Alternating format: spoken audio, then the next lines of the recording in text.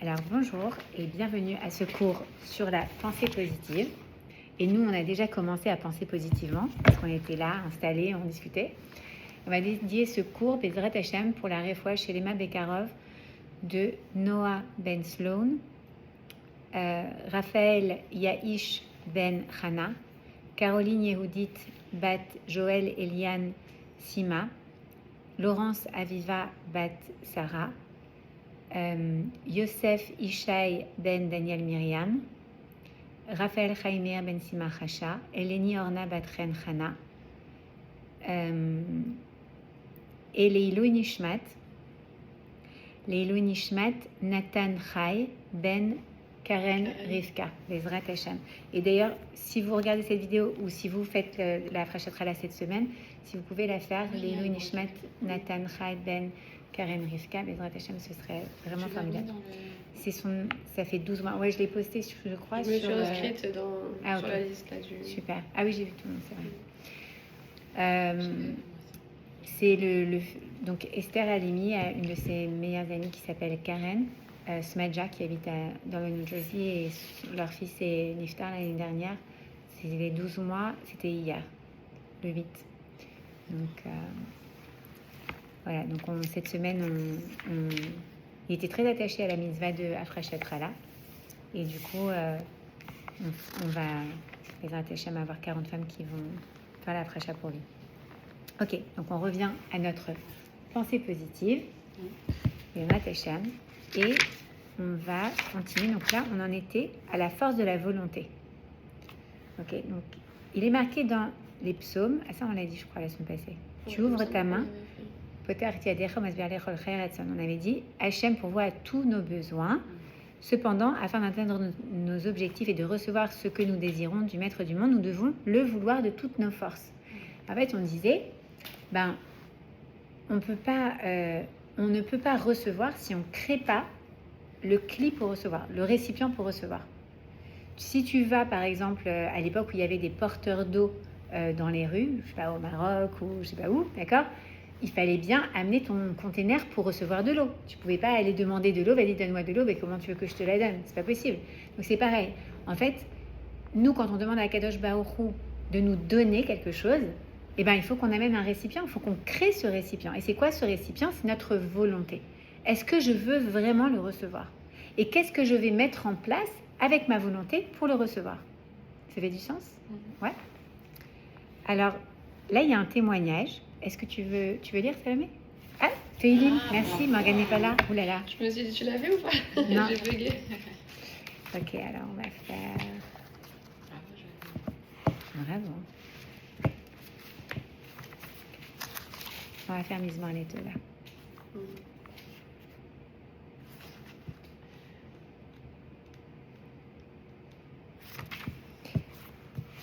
Mismor les Toda pour la protection de nos soldats, Bezrat Hashem pour la protection de nos otages qui sortent très vite, Bezrat Hashem, et pour qu'on puisse voir un miracle arriver pour toi, Israël, pendant ce mois de Kislev, qu'Akadosh Baruch Hu, il révèle la lumière dans ce monde et qu'on ait le mérite de voir Mashiach, Tivkenu Bimera V'Yamenu.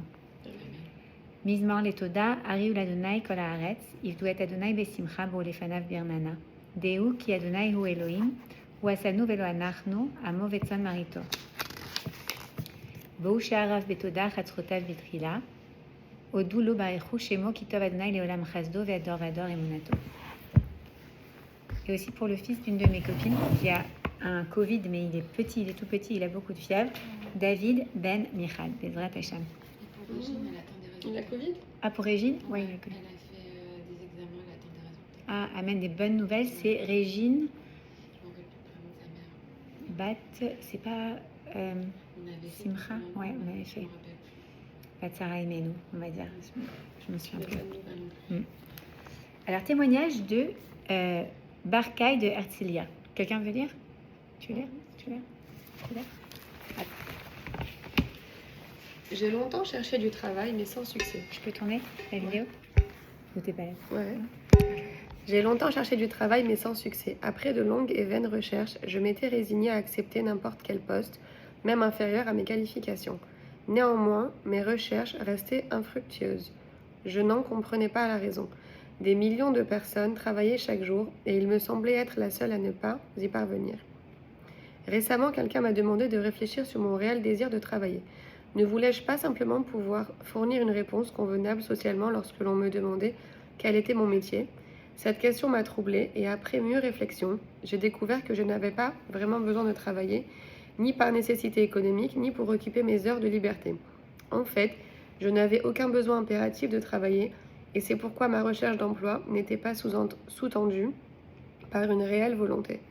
Mon objectif était seulement de faire comme tout le monde. Puisqu'ils ont tous un emploi, moi aussi j'en veux un.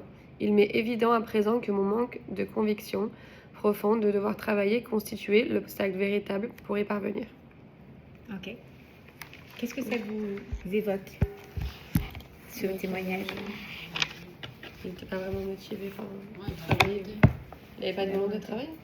Ok. Alors, cette femme avait longtemps cherché du travail et s'était même résignée à accepter un poste quelconque, d'accord, en dessous même de ses qualifications. Alors qu'en fait, elle venait pas à ce travail parce qu'elle n'avait pas vraiment de désir, elle n'avait pas vraiment la volonté de le trouver, d'accord. Donc elle nous dit, la rabbinite Sarah Yosef, lorsque nous désirons quelque chose, nous devons donc simplement nous demander si et combien nous voulons véritablement l'obtenir, car rien ne résiste à la volonté. La fille du pharaon d'Égypte, l'un des rois les plus puissants, donc, je sais pas si c'est là, oui c'est ça, Batia, ok. Dans Shemot, lorsqu'on nous raconte l'histoire de Moshe Rabbeinu qui est posé dans la paracha de Shemot sur un petit panier, d'accord, sur le Nil, eh bien, on nous raconte qu'en même temps, il y avait la fille de Paro, d'accord, qui était une grande princesse égyptienne, qui était justement descendue au Nil, et on nous dit qu'elle était descendue pour se convertir au judaïsme, ok, pour faire son mikva. Et alors qu'elle arrive comme ça dans le Nil, eh bien, en fait, elle entend des pleurs. Et elle voit ce petit panier en osier, mais qui est assez loin. Et elle entend des pleurs, elle entend des pleurs. Elle a tellement la volonté de sauver ce bébé que son bras s'est étendu. Alors maintenant, je vais vous raconter une autre histoire. Raconter les filles, elles l'ont fait à l'école. Non. Ah, c'est cute. C'est marrant, je trouve. Ouais. Et sur le coup, je lui disais, c'est marrant que tu racontes ça, parce que sur le coup, je me disais oui, je lui ai dit oui, mais en vrai, c'est vrai. C'est vrai. Oui. Et c'est incroyable. Et je vais raconter l'histoire. Je vais citer son nom parce que elle l'a partagé publiquement, cette histoire. C'est l'histoire du grand-père, ou de l'arrière-grand-père, de Sarah Lashkar. Vous voyez qui c'est? Elle habite à Surfside et peut-être qu'elle nous joindra pour les prochains cours parce qu'elle voulait assister à un cours peut-être. Et donc elle raconte qu'en fait son arrière-grand-père, je crois, ou son grand-père, je ne sais plus, il habitait en Tunisie et il était maçon. Donc il construisait des murs. Et un jour, il y a quelqu'un de la synagogue où il allait qui lui dit, tu sais, le Sefer Torah... Non, pardon. Un jour, il a un rêve. Et dans son rêve, il voit le Sefer Torah de la synagogue où il va qui tombe. Non. Et donc, c'est un très, très grand problème pour toute la communauté. Et du coup, il se réveille de ce rêve. Il en parle avec sa femme. Et il dit, tu sais, j'ai rêvé de ça, etc. Elle dit, Faut le dire. et alors, faut aller faire quelque chose. Alors, il se dit, je vais aller consolider l'étagère du Sefer Torah. Donc, de là où le Sefer Torah était maintenu.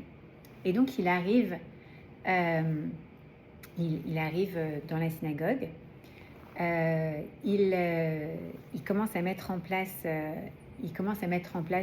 les échafauds et tout ce qu'il fallait pour construire ce mur. Et puis, au moment où il est comme ça sur l'échelle, en train de commencer à mettre en place les briques pour pouvoir soutenir le Sefer Torah, eh bien, il est là et d'un seul coup, il entend un... Et c'est l'armoire du Sefer Torah qui lâche.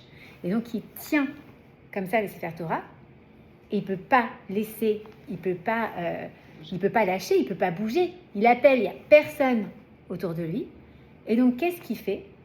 Il se dit, en fait, j'ai pas le choix là. Il va falloir que, avec ma main qui soutienne, il faut que mon bras il s'allonge pour que je puisse aller chercher la pelle pour pouvoir continuer à terminer ce travail. Et ben, par sa volonté, il a réussi à attraper ce dont il avait besoin pour faire le mortier, pour maintenir ce truc, tout en maintenant en même temps l'armoire. Et ce jour-là, il portait un manteau. Et comme ça a été un miracle qui a été reconnu dans son village en Tunisie, et bien en fait, tous ses descendants se sont partagés un morceau de ce manteau qui représentait le miracle qu'il avait vécu lui-même pour pouvoir maintenir ce Sefer Torah et faire en sorte qu'il ne tombe pas. Wow. Et elle raconte qu'en fait, elle, dans sa famille, donc chaque descendant a un petit morceau de ce manteau. Et elle a déjà vu ce petit morceau de manteau. C'est fou. C'est exactement. Et elle continue à raconter l'histoire de ce miracle. Donc ouais, la volonté, il n'y a rien qui peut l'arrêter. Et d'ailleurs, la vérité, c'est que on peut discuter des besoins de quelqu'un. Par exemple, j'ai besoin de m'acheter une robe. La vérité, c'est que j'ai pas besoin de m'acheter une robe. J'en ai des robes, au Hashem. Mais si j'ai la volonté, vraiment, quoi qu'il en soit, je vais acheter cette robe, j'ai la volonté que je vais l'acheter, alors tu peux plus discuter avec moi. Non mais c'est vrai. Oui, c'est vrai. Là, je prends une histoire bête, une robe, mais on va prendre quelque chose qui fait du sens dans la vie. J'ai un exemple d'un ado que je connais bien, qui il y a quelques années s'est retrouvé dans une situation vraiment où il était misérable, il se sentait misérable. Et quelques mois après, il m'a confié qu'il avait même pensé à des choses très ternes, très difficiles, très dures. Il s'était dit à quoi ça sert ma vie en fait. J'arrive à rien à l'école, j'arrive pas à me voir et à me trouver plaisant. J'ai pas de copains, je suis pas bon dans le sport, je suis pas bon dans les études. À quoi sert ma vie? Et puis, d'un seul coup, je sais pas par quel système exactement, mais il a décidé, il a voulu changer. Et ce garçon, il a mis en place ce changement. Alors que c'était très dur. Il avait des tuteurs pour l'école. Il a décidé de demander à ses parents d'arrêter les tuteurs. Et il a décidé que dorénavant, il y arriverait même sans les tuteurs. Et qu'il a mis tout en place, et ça a été très difficile pour lui. Il a décidé de perdre du poids, de prendre un coach de sport, et de faire du sport, de s'inscrire dans un truc pour faire du sport, de manger très équilibré, pour se transformer. Il s'est organisé, il a décidé que l'été, il ne ferait pas des vacances, il voulait travailler pour pouvoir justement avoir du sens. Et il s'est lui-même, par sa volonté, pris en main, organisé. Et bon, et ça n'a pas été facile parce que aussi bien en Limoud Echol, il a eu des bons résultats suite à ses efforts, mais pas en Limoud Kodesh. Ça a été très difficile pour lui parce qu'il m'a dit, tu sais, de donner tellement d'efforts et de ne pas être à la hauteur des efforts que je fournis, c'est très frustrant. Mais Baruch Hashem, les profs ont vu, les Rebbeim ont vu ses efforts et donc ils l'ont encouragé à continuer et il a pu rester là où il était. Mais c'est quelque chose, la volonté d'une personne, ça peut tout transformer. Si tu as vraiment cette volonté, tu peux tout faire, tu peux tout recevoir. Akadosh Baruch Hu, il peut t'accompagner dans tout si c'est ta volonté. Le Ratson. Ok, alors.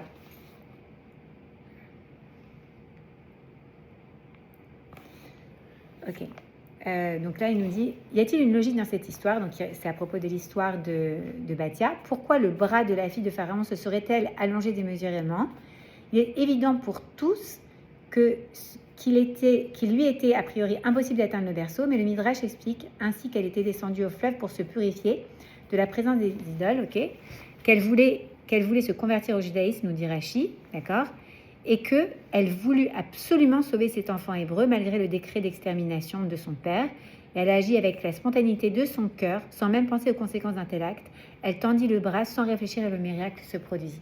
La même chose avec l'arrière-grand-père de Madame Lashkar. Okay. Alors, il nous dit, et là, si tu veux lire, est-ce que tu veux que je mette la vidéo ou... Ouais, okay. Je commence. Il est certain qu'Hachem offre une solution à tout problème. Bathia était fermement déterminée à sauver ce bébé qui pleurait, et cette volonté déclenchait un phénomène surnaturel. Ses efforts ont consisté d'une part à tendre son bras, et de l'autre à concentrer toute sa volonté sur sa réussite. Voici alors que son bras s'allongea de nombreuses coudées, chose inimaginable et irrationnelle, qui lui permit d'atteindre le berceau. Nous apprenons de là combien le pouvoir de la volonté humaine est immense. Batia savait instinctivement qu'elle était capable de réussir. Elle tendit donc le bras et provoqua le miracle. Sa volonté de sauver cet enfant en pleurs dans son berceau était si grande qu'elle ne s'attarda même pas à y réfléchir. Elle créa ainsi une situation où pouvait advenir le miracle sans plus aucun fondement logique. Le Midrash explique que dans la vie, pour combler nos aspirations ou pour résoudre un problème, nous devons le vouloir de tout notre cœur. Quand nous pensons désirer quelque chose ou atteindre un but quelconque, il nous faut tout d'abord nous questionner afin de savoir si nous le voulons véritablement et sincèrement de tout notre cœur. Dans son livre Les portes de la Emouna, le Rav Pinkus Zichrono Libracha explique qu'il y avait 2 conditions préalables pouvant conférer au peuple juif le mérite d'être libéré de l'esclavage égyptien. La première était la Emouna, comme il est dit explicitement dans le verset Shemot 4.31, le peuple eut foi, ce qui nous enseigne que les enfants d'Israël crurent sincèrement qu'Hachem était apparu à Moshe Rabbeinu. La deuxième condition était la volonté, le vrai désir de quitter l'Égypte. Cette dernière était plus problématique car les enfants d'Israël appréciaient la tranquillité relative qu'ils goûtaient en Égypte et malgré les chaînes de l'esclavage, ils n'avaient pas forcément envie d'affronter l'inconnu de la liberté. C'est vrai. Rachi demande sur le verset Shemot 10.22 « Il y eut une profonde obscurité sur tout le pays d'Égypte durant 3 jours. Pourquoi Hachem amena-t-il les ténèbres ?» Rachi répond « Parce qu'il y avait dans cette génération des Hébreux impies qui ne voulaient pas vraiment sortir d'Égypte. Ils sont donc tous morts pendant les 3 jours de ténèbres afin que 80%. C'est dingue. Ouais. Afin que les Égyptiens ne le sachent pas et ne disent pas ensuite « Eux aussi sont frappés comme nous. » Un autre verset dans le livre de Shemot 13-18 dit « Et les enfants d'Israël s'est armé Hamushim qu'ils montèrent d'Égypte. » Rachi explique que seul un 5e, Hamesh, 5 en hébreu de la même racine que Hamushim, armé, des enfants d'Israël quitta l'Égypte. 80% du peuple périt donc pendant la plaie des ténèbres, ne désirant pas véritablement être délivré. Hachem ne donne pas à qui ne le veut pas, à qui ne le sollicite pas. Ce manque d'enthousiasme d'une partie du peuple fut fatal. Nous devons faire l'effort de désirer l'aide d'Hachem, de vraiment la vouloir et de prier pour notre salut, afin de recevoir tout ce que nous désirons de sa main tendue. Midrash Rabbah 14.3. L'analyse intellectuelle systématique de tout est souvent un facteur qui affaiblit notre volonté. Elle peut en effet nous convaincre que nous n'avons aucune possibilité d'atteindre nos objectifs et que ces derniers défient le bon sens. D'autres ont déjà essayé sans succès, ou bien nos échecs passés prouvent que nous avons eu raison de renoncer à nos objectifs. Il est clair que nous n'arriverons pas à nos fins. La Emouna est le contraire de la logique. Là où la logique se termine, commence la Emouna. Hachem est grand et tout-puissant, et il n'existe pas de difficulté ni de problème qu'il ne puisse résoudre en réponse à notre volonté et à notre Emouna. En ce qui nous concerne, la seule chose à faire est donc de croire et de vouloir. Magnifique. Magnifique. Oui, c'est vrai. C'est tellement vrai. Donc on comprend en fait que d'attendre quelque chose d'Akadosh Baruch Hu, il faut le vouloir. Or le vouloir, ça passe forcément par la pensée également. Mais il y a quelque chose de plus, c'est pas que la pensée. Il dit le vouloir de tout notre cœur. Pourquoi? Parce qu'en réalité, il y a des choses qu'on veut. Ouais, je veux bien. Non, c'est pas ce que tu veux bien. C'est qu'est-ce que tu veux vraiment. Et on comprend qu'en fait, pour recevoir les choses dans la vie, ou pour aller là où on veut aller dans la vie, eh ben, il faut se connecter à cette volonté qu'on a au fond de soi. Et c'est pas toujours facile, parce que dans notre vie de tous les jours, on n'est pas très connecté à ce qu'on veut vraiment. Mais est-ce que tu veux vraiment? Tu vois, par exemple, là, dernièrement, je faisais appel à des volontaires pour un événement la semaine prochaine. Alors, tu as des volontaires qui le font. Pourquoi? Parce qu'ils ont ce côté people pleasers, tu vois, j'aime bien faire plaisir aux autres. Mais est-ce que c'est quelque chose que tu veux vraiment?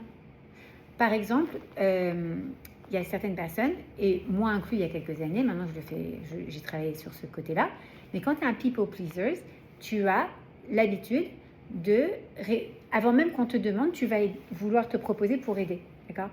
Mais au fond de toi, est-ce que c'est vraiment ce que tu veux? Est-ce que c'est vraiment ce qui est bon pour toi? Parfois, tu n'as même pas le temps de te poser cette question.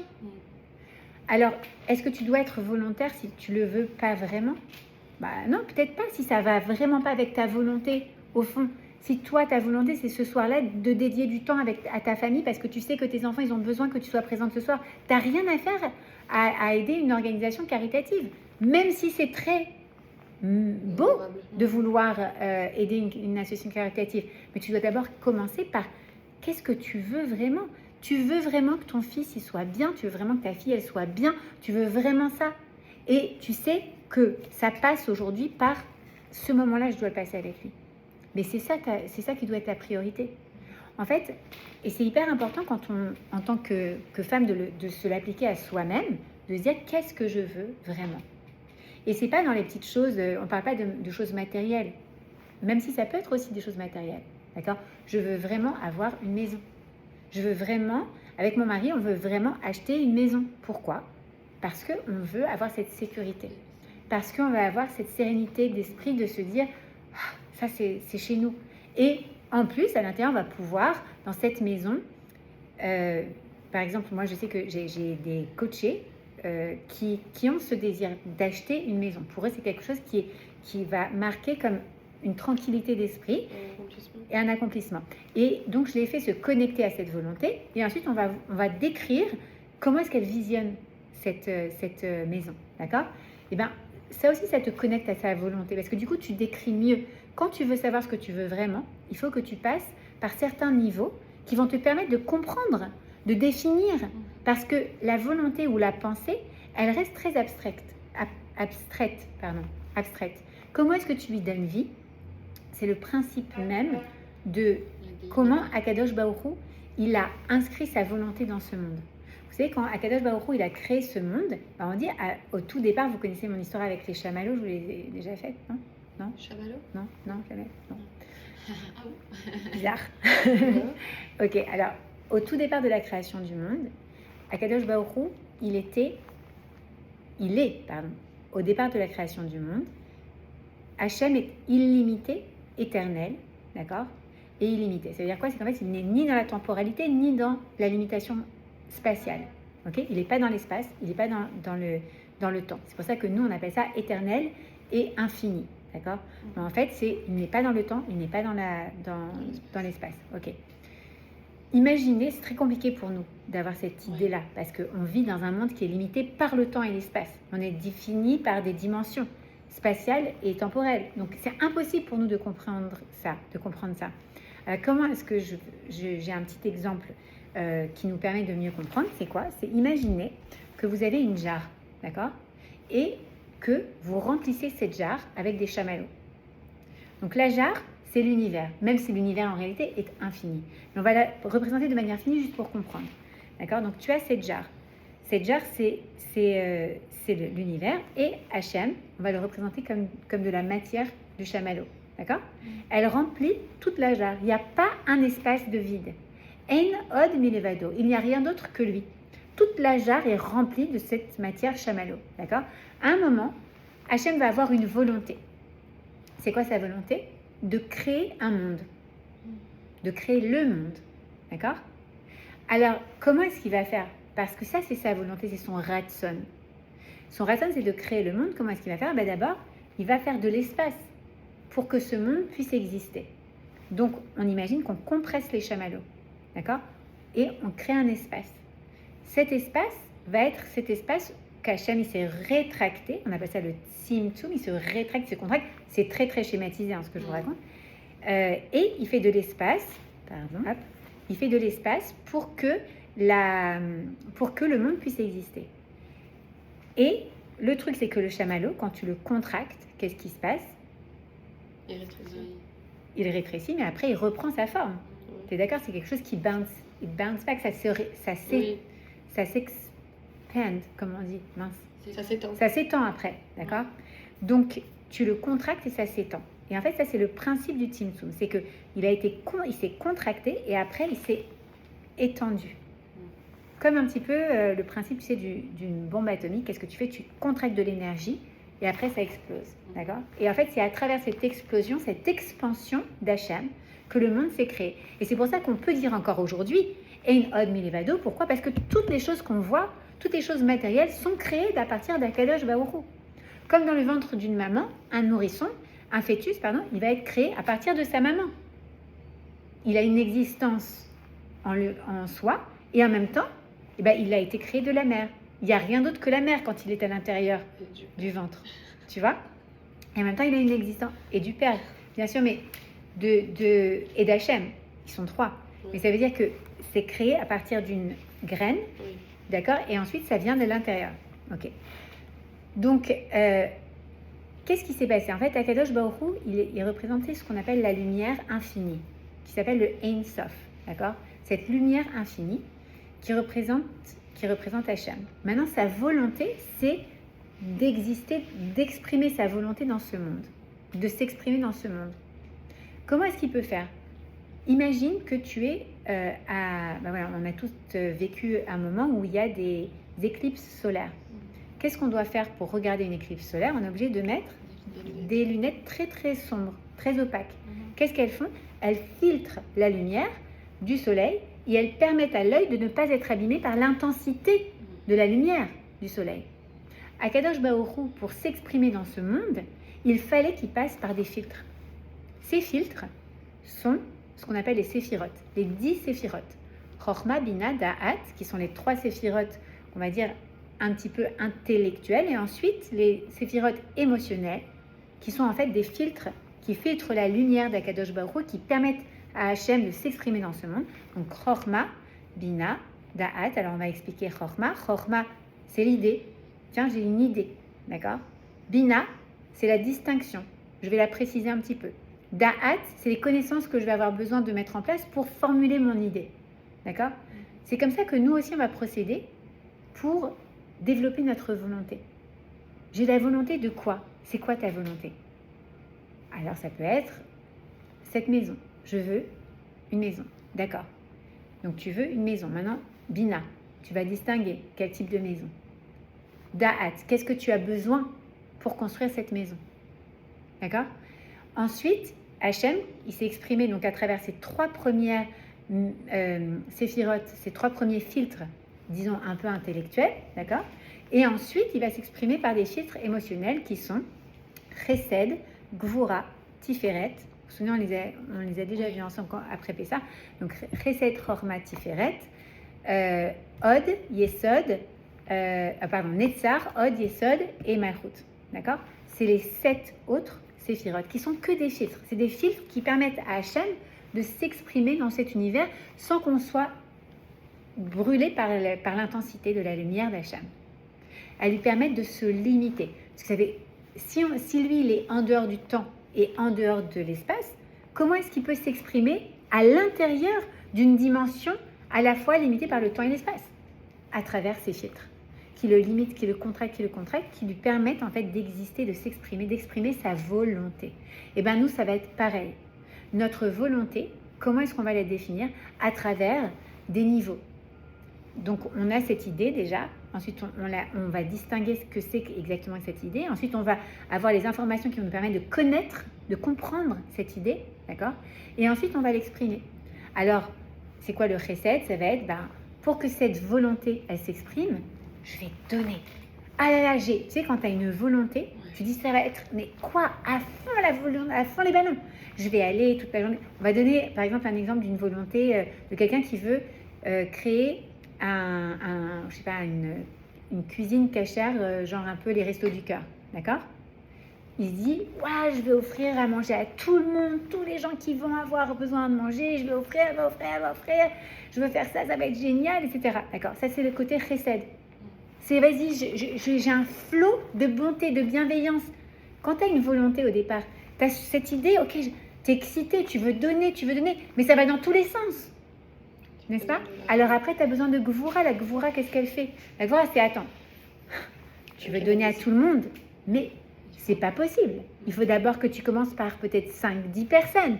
Vas-y, ou 20 personnes. Combien, c'est quoi ton budget? C'est 10 000 $. Ok, alors tu as 10 000 $, tu vas donner à 100 personnes, ok? Et tu vas pouvoir organiser ton truc comme ça pendant plusieurs mois. Alors ça, c'est la Gvura. La Gvura, c'est la discipline, la justice, l'organisation. Sauf qu'il ne faut pas que la Gvura, elle soit trop forte. Parce que du coup, tu fais plus rien. Ah ben non, mais alors attends, tu vas donner à une personne. Ben merci, c'est pas les restos du cœur si je donne à une personne, tu vois. Donc, tu as le Tiferet. Tiferet, c'est quoi? C'est l'équilibre entre ta volonté, qui est un flux, et ta constriction, qui te ramène sur des choses plus logiques. Ça, c'est la Tiferet, c'est l'harmonie. Donc, quand on a une volonté qu'on doit exprimer pour savoir ce qu'on veut vraiment, et ben en fait, il faut avoir cette démarche également. Je veux vraiment, ah ouais, moi je veux vraiment ça. Ok, bon, c'est pas très logique. Non. Je vais plutôt restreindre maintenant à ça. Mais je veux pas trop restreindre non plus. Tiferet. Maintenant, Netzar. Netzar, c'est quoi? C'est que je veux que ça dure dans le temps. Je veux pas faire un resto du cœur une fois dans l'année. Moi, je veux que ce soit pendant toute l'année. Comment est-ce que je peux m'organiser avec ces 10 000 $ que j'ai, cette contrainte que j'ai, d'accord, pour que ça dure pendant toute l'année? Alors, je vais faire ci, alors je vais faire ça, d'accord? Donc, je mets en place ma volonté par rapport à ça. Ou alors, je vais aussi devoir lever des fonds. Au bout de 3 mois, j'aurai plus d'argent. Il va falloir que je lève des fonds, d'accord? Donc ça, c'est Netzar. Netzar, c'est l'endurance. Comment est-ce que je vais maintenir cette Tiferet dans le temps? Ok? Ensuite, Hod, c'est l'humilité. Ça veut dire, attends, que je sois humble. Ça veut dire quoi? Ça veut dire que, en fait, je dois connaître ma place là-dedans. Je vais pas, il faut aussi que je prenne conscience que, attends, je ne vais pas non plus aller, empiéter sur le travail de la food bank, ou je ne vais pas aller aussi empiéter sur le travail de personnes qui font tellement de bien autour de moi. Je ne veux pas non plus que ça aille empiéter sur leur truc. Ça, c'est l'humilité. Ensuite, tu as le yesod, la relation. Qu'est-ce que je vais devoir créer comme lien humain pour permettre à cette volonté de se mettre en place? Ok? Et au final, la malchoute. C'est-à-dire que si quelqu'un a été capable d'avoir ce process de Chochma Bina Da'at, Chesed, Gvura, Tiferet, Netzar, Hod, Yesod, maintenant il a la malchoute. C'est quoi? C'est la royauté. C'est-à-dire que tu es arrivé finalement à contrôler tout ce système et à mettre en place ta volonté. Tu as été capable de l'idée, de diriger royalement, entre guillemets, ta volonté et à l'exprimer dans ce monde toi aussi. Mais ça, c'est un système, en fait, qu'on doit comprendre parce que s'appliquer dans tout et apprendre à nos enfants aussi à le faire. C'est un système vraiment hyper important parce que c'est comme ça qu'Hachem a créé le monde. Chaque volonté s'exprime comme ça. Le monde qui est la volonté d'Hachem s'est exprimé de cette manière et c'est comme ça que tout s'exprime. Si on veut réussir un projet, alors il faut passer par ces 10 étapes. Et c'est les 10 étapes qu'on utilise d'ailleurs. C'est drôle parce que quand j'étudiais le life coaching, avec notamment surtout la formation avec David Lefrançois, qui est un coach assez connu en France et en Israël, il expliquait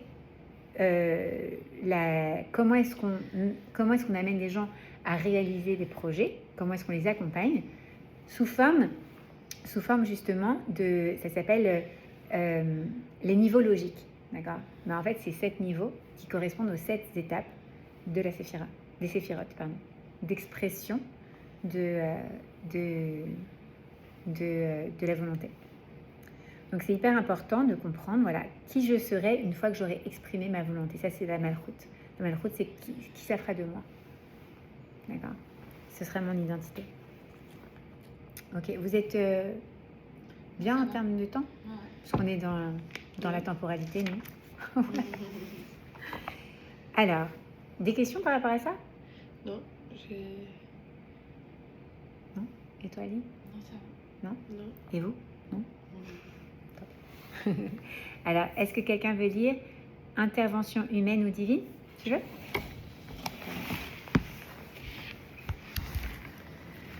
Nos sages affirment cependant explicitement, Berachot 33b, tout est entre les mains du ciel. Cette affirmation soulève alors la question suivante. Si Hachem dirige tous les événements de ce monde, quelle est notre part d'action possible pour modifier, influencer ou résoudre des difficultés? La Gemara Choulin 7b renforce cette affirmation précitée avec l'adage suivant. Un homme ne bouge pas le petit doigt sans que le ciel ne l'ait décidé. Hachem dirige tout ce qui se passe dans le monde et l'homme est incapable de bouger son petit doigt à moins que cela n'ait été décidé auparavant en haut. Alors, comment peut-on donc espérer changer un décret divin? Le Rav Nissim répond. Dans son livre Drachot Haran des Rouges 10, il est écrit dans le verset de Devarim, tu dois Te souvenir que c'est Hachem qui t'a donné le moyen d'arriver à cette prospérité. Il en résulte que tout provient de la providence divine. Hachem veille et pourvoit à tout du haut des cieux, et ce ne sont ni nos efforts ni notre travail qui nous procurent en réalité notre subsistance. Nous devons donc avoir la conscience d'Hachem et de son omniprésence à chaque instant de notre vie. Par ailleurs, le verset cité précédemment indique également qu'Hachem permet à l'homme d'agir en toute liberté grâce aux potentialités, aux moyens d'action, aux capacités physiques et spirituelles qu'il lui a octroyées. L'homme jouit donc du libre arbitre et du pouvoir de l'utiliser à bon escient afin de progresser et de réussir. En outre, Hachem qui nous a donné la vie ici-bas nous donne aussi sans cesse des épreuves et des objectifs à atteindre, ainsi que les moyens d'y parvenir. Il nous a montré la bonne voie pour réussir dans ce monde et accomplir la mission pour laquelle nous sommes nés. Ainsi, notre rôle est de choisir d'utiliser les outils qu'il a mis à notre disposition, et non pas de rester passif en pensant que tout est entre les mains du ciel, et en déclinant ainsi toute responsabilité sur nos actions et notre destinée. En réalité, afin de comprendre cette contradiction apparente, il faut savoir qu'Hachem nous donne la possibilité d'opérer des choix dans nos vies. Ainsi, bien qu'il en écrive le scénario, il agit par notre intermédiaire, par l'intermédiaire de notre volonté, de notre émouna, et bien entendu par celle de nos aptitudes et des moyens qu'il nous a généreusement octroyés. Hachem connaît à l'avance nos comportements futurs, mais il nous laisse pourtant le choix au cours de notre vie. Bien entendu, ce que nous choisirons de faire en fin de compte était déjà prévu, mais cela ne contredit pas le fait que nous choisissons la manière de réaliser ce choix apparent. Ça, c'est un thème qui est pas facile à comprendre. C'est la Ok. question que tu avais posée il y a 2-3 semaines. Et est-ce que je t'avais répondu Oui, avec oui. Louis de Funès? Non? Je n'avais pas Oui, parlé oui, oui, de, le film, exact. de Rabbi Jacob? Ouais. Ok. Donc, je ne sais pas pourquoi je prends souvent cet exemple, parce qu'en fait, tout le monde a vu ce Oui, film. oui. Et, mais c'est vraiment, c'est comprendre qu'en fait, étant donné qu'il n'est pas inscrit dans le temps, et que nous le sommes, c'est pas qu'il sait notre futur, c'est que pour lui, c'est ni le futur ni le passé, il n'est pas il est inscrit dans le temps, dans une temporalité. Donc, c'est comme s'il voyait un film, en fait, il sait ce que tu as choisi. Donc, il sait que ça va être inscrit comme ça. Comme on dit, par exemple, la Torah, d'accord, elle a été écrite avant l'existence du monde. Tout ce qui est dans la Torah, tout ce qui est dans le monde est inscrit dans la Torah, puisqu'elle prévaut au monde. Pourquoi? Parce que la Torah, elle est éternelle. Donc, elle n'est pas inscrite dans le temps. Tu vois? Donc, c'est difficile pour nous de comprendre ça. Mais en réalité, quand tu imagines, voilà, ok, c'est comme s'ils avaient le livre déjà, en fait. Ils avaient déjà... mais que les personnages du livre, bah, en fait, au moment où ça a été écrit, ils ont choisi ça. Donc, c'est pas qu'on est contraint par notre... on n'est pas déterminé, mais oui, Hachem le sait, déjà. Entre Il a guillemets. déjà vu le film. Voilà, il a déjà vu le film. Ok. Vous voulez qu'on continue encore un petit peu? 5 minutes? Ouais. Si tu veux. Allez, alors je te laisse lire. Tout est prévu. Là, on était là, non? Ouais, tout est prévu. Tout est prévu d'avance, mais notre sort est entre nos mains. Pirkei Avot. Où se trouve donc la limite entre les décrets irrévocables du ciel et le libre arbitre de chacun de nous s'exprimant tout au long de notre vie? Hachem nous a donné la possibilité de penser librement. Ce sont nos pensées qui déterminent nos choix entre le bien et le mal. Réfléchissons par exemple à un individu qui pense accomplir une mitzvah, comme celle de visiter un malade. Il se rend à l'hôpital afin d'accomplir cette mitzvah, mais pour une raison ou une autre, il ne peut pas y entrer. Dans un tel cas, Hachem tient compte de ses bonnes intentions et de son désir d'accomplir la mitzvah, comme s'il l'avait effectivement mené à bien. Nos sages expliquent qu'Hachem considère une bonne intention comme un acte concret. Kiddushin 40a. Bien que la personne n'ait pas achevé la mitzvah, puisqu'elle n'a pas réussi à rendre visite au malade, Hachem considère néanmoins qu'elle l'a accomplie et la récompense est en conséquence. Il en est ainsi pour toutes nos intentions de faire le bien. Lorsqu'une personne décide d'aller donner une pièce à un pauvre qui a pour habitude de se tenir au coin d'une certaine rue, s'il n'y trouve pas cette fois-ci, Hachem la récompense quand même, non pas pour avoir accompli la mitzvah, puisque ce n'est pas le cas, mais pour sa volonté d'avoir voulu l'accomplir. La Gemara Berachot 6a affirme le précepte suivant. Si une personne a souhaité accomplir une mitzvah, mais que sa volonté n'a pas abouti pour une raison ou pour une autre, la Torah considère son intention comme si elle s'était concrétisée. Par contre, lorsqu'une personne a de mauvaises intentions qu'elle ne traduit pas en actes, Hachem, dans sa miséricorde, ne considère pas qu'elle a fauté. Nous avons le contrôle sur nos pensées et notre volonté. Tant que nous avons l'intention de faire du bien, nous influons positivement sur notre vie et nous en serons même récompensés dans le monde futur. Les événements de notre vie quotidienne ne dépendent quant à eux que d'Hachem, ils sont entre les mains du ciel. Notre libre arbitre s'exprime donc dans la pensée, dans la volonté positive. Waouh. Magnifique. Est-ce que ça vous inspire quelque chose, mesdames? Je trouve que ça donne de l'espoir. Ouais, c'est vrai. C'est vrai. Ça donne beaucoup d'espoir.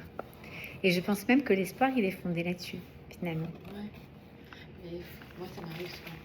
Ça m'arrive des fois, je me dis stop quand je commence à m'angoisser ou quoi.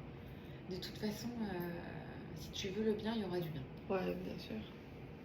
C'est vrai. Et souvent, c'est ce qui se passe en vrai. C'est dingue. C'est vrai. C'est vrai. Parce qu'on le veut, vraiment. Oui. C'est vraiment important en tant qu'épouse pas qu'épouse, en tant que femme, je parle pas d'épouse seulement, mais en tant que femme, c'est hyper important de prendre le temps de réfléchir, de s'asseoir avec soi-même et de se dire mais qu'est-ce que je veux vraiment dans les domaines de ma vie, dans mon mariage, qu'est-ce que je veux vraiment. Pourquoi? Parce que d'abord, ça va te donner une ligne directrice. C'est que parfois, tu as envie de te battre sur des trucs. Tu dis, bah non, mais ça, c'est pas vrai, j'ai raison. Mais qu'est-ce que tu veux vraiment, en fait? Tu veux vraiment quoi? Le shalom avec ton mari? Tu veux vraiment être heureuse? Qu'est-ce qu'on s'en fout de ce détail sur mais si, c'est moi qui ai changé l'ampoule, c'est pas toi. Au final, c'est pas grave. Ça s'annule dans ta volonté. Qu'est-ce que tu veux vraiment dans d'autres domaines de ta vie? Avec tes enfants? Qu'est-ce que tu veux vraiment pour toi-même? Qu'est-ce que tu as envie d'accomplir dans ta vie? Qu'est-ce que tu veux vraiment qu'est-ce que tu as envie d'apporter au monde, dans ta communauté, avec tes amis? Qu'est-ce que tu veux vraiment si tu travailles, qu'est-ce que tu veux vraiment par rapport à cette recherche-là de travail? Qu'est-ce que tu veux vraiment? C'est vraiment quelque chose qui est essentiel et pourtant, on nous laisse presque pas le temps d'y penser. Il faut se l'organiser, il faut se donner ce temps.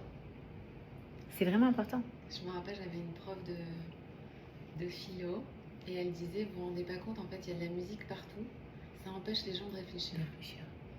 Et c'est vrai, T'as raison. la société, elle veut qu'on réfléchisse pas trop à ce qui se passe. Bien sûr. Je racontais récemment, je ne sais plus dans quel cours, un voyage que j'avais fait en 1995 à Cuba. Et je racontais en fait la famine dans laquelle les Cubains vivaient à l'époque. Et il y a quelqu'un qui me pose la question pendant le cours, mais pourquoi est-ce qu'ils n'avaient pas à manger? Pourquoi est-ce que c'était la volonté du gouvernement d'affamer son peuple? Parce que quand tu as faim, tu ne penses pas. Tu penses qu'à une chose, à manger. Tu vas pas te rebeller contre ton gouvernement, tu vas pas... T'as faim, le peuple qui a faim, C'est sa priorité. C'est sa priorité. C'est d'abord de nourrir sa famille. Et ensuite, une fois que la famille sera nourrie, on verra ce qu'on peut faire avec le gouvernement. C'est pour ça que plein de tyrans, de dictateurs affament leur peuple, malheureusement. Donc ouais, la volonté. Ça doit être une ligne directrice dans notre vie. Et se rendre compte que si on le veut vraiment, de tout notre cœur, comme elle marque, alors Hachem, il va le faire. Il va le réaliser puisque c'est ce qu'on veut vraiment. Et même nous, on va le réaliser. Ça va venir seul, entre guillemets. C'est-à-dire, c'est Akadosh Baruch qui l'envoie. Mais parce que on y met notre volonté, alors, en un sens, Hachem, il nous envoie ce pouvoir de réaliser notre volonté. Si je veux vraiment, par exemple, dans la vie, créer une union dans ma famille, d'accord, c'est quelque chose qui est très important pour moi. Tous les jours, parce que j'ai cette volonté-là dans ma tête et dans mon cœur, tous les jours, je vais faire en sorte de mettre une pièce à cet édifice qui va finalement être la réalisation de ma volonté. Ok? Donc pour la semaine prochaine, petit devoir, on prend une demi-heure, on réfléchit à notre volonté individuelle. Et si on a le temps avec son mari, et nous, notre volonté à nous, c'est quoi? En tant que couple. Puisque le jour où on s'est marié, on est devenu un être à part entière. Le couple devient un être. Donc c'est quoi la volonté de ce couple? C'est quoi notre projet de vie? Qu'est-ce qu'on veut pour nos enfants? Qu'est-ce qu'on veut pour nous? Qu'est-ce qu'on veut aussi laisser au monde? Il y a des gens qui construisent, par exemple, ils se disent, OK, on va faire, ça se fait beaucoup aux États-Unis, des couples qui ont une fondation. D'accord, avec leur argent, ils décident, on va faire une fondation pour l'art, on va faire une fondation pour les enfants, pour l'école, pour peu importe. Mais ça vient d'une volonté commune. D'accord, donc il faut y réfléchir ensemble. Donc se poser la question soi-même, se poser la question avec son mari et proposer aux enfants cette idée de construction intellectuelle. Qu'est-ce que tu veux? Qu'est-ce que tu as envie cette année? Par exemple, à l'occasion de leur anniversaire ou à l'occasion de Hanouka. Qu'est-ce que tu as envie pour cette année? Quelle lumière tu as vraiment envie de voir s'éclairer dans ta vie cette année? Et du coup, pareil, tu l'aides, tu l'accompagnes dans les 10 étapes d'expression de la volonté, de manière adaptée à son âge. Et tu fais un petit plan d'action. Et c'est tellement satisfaisant, il n'y a rien qui rend plus heureux que de voir sa volonté s'exprimer, se réaliser. Ça rend vraiment heureux, surtout quand tu as réfléchi, que tu as mis en place des choses pour y arriver. J'ai le rêve de mes enfants qui s'appelle Rabbi Laredo. Et pour les 13 ans de son fils, il a fait un Siyum HaShas.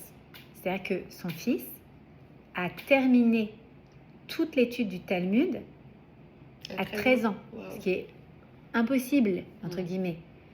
Et il expliquait qu'en fait, depuis que le petit était en état de comprendre, eh ben, il avait cette volonté que le jour de sa bar mitzvah, son fils puisse faire un Siyum HaShas. Et du coup, qu'est-ce qu'il a fait? Il a commencé à étudier avec son fils à partir du moment où il pouvait comprendre. Et au départ, c'était lui qui lisait et ils en discutaient. Et au fur et à mesure, ben, c'est le petit qui s'est mis à lire, c'est le petit qui s'est mis à étudier avec son père. Et c'était sa ravoura pendant 13 ans, enfin pendant 10 ans, on va dire. Ouais. C'est beau, hein? C'est fou. Il faut avoir une vision de ce qu'on veut pour que ça se réalise. Voilà, à la semaine